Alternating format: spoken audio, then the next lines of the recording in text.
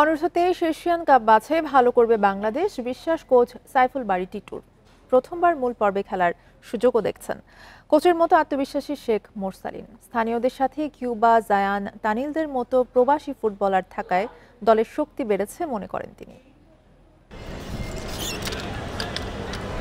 যা আগে হয়নি তাই করে দেখাতে চায় অনূর্ধ্ব-23 দল। প্রথমবার এশিয়ান কাপে খেলতে স্বপ্নবাজ নারী দলের অর্জন থেকে পাচ্ছে প্রেরণা।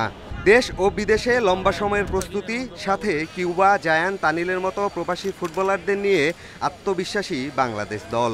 যারা নিয়মিত প্লেইং টাইম পায়, ওদের ক্যাপাবিলিটি থাকলে দে উইল স্টার্ট। কিউবা যদি এটাকে তার চেয়ে বেশি সুপিরিয়রিটি দেখায়, he will start. Realistic chances are there to qualify, যেটা বলেছে। তো ফার্স্ট ম্যাচটা হচ্ছে ডিটারমাইন করবে আপনি কিভাবে আগাবেন। আমরা যারা লোকাল আছে তারাও সবাই খুব ভালো। ইভেন কিউবা, তারপরে জায়ান, তারপরে শালিক, ওরাও খুব ভালো। সো আমি মনে করি এটা আমাদের জন্য খুবই একটা পজিটিভ, যে আমরা ওরা আসাতে আমরা মেন্টালি বলেন আরও হাই।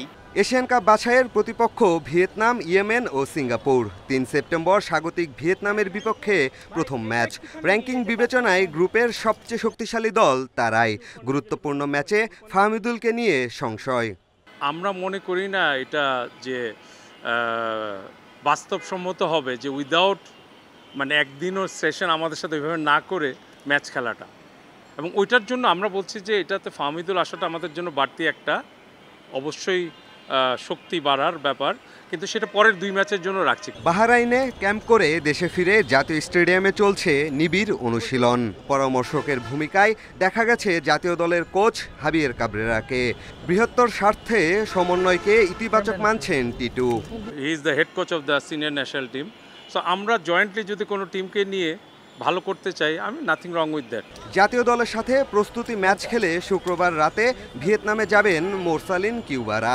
11 গ্রুপের চ্যাম্পিয়ন ও সেরা 4 রানার্স আপ আগামী বছর সৌদি আরবে এশিয়ান কাপের মূল পর্বে খেলবে। পিয়াস সাহা, ইন্ডিপেন্ডেন্ট নিউজ, ঢাকা।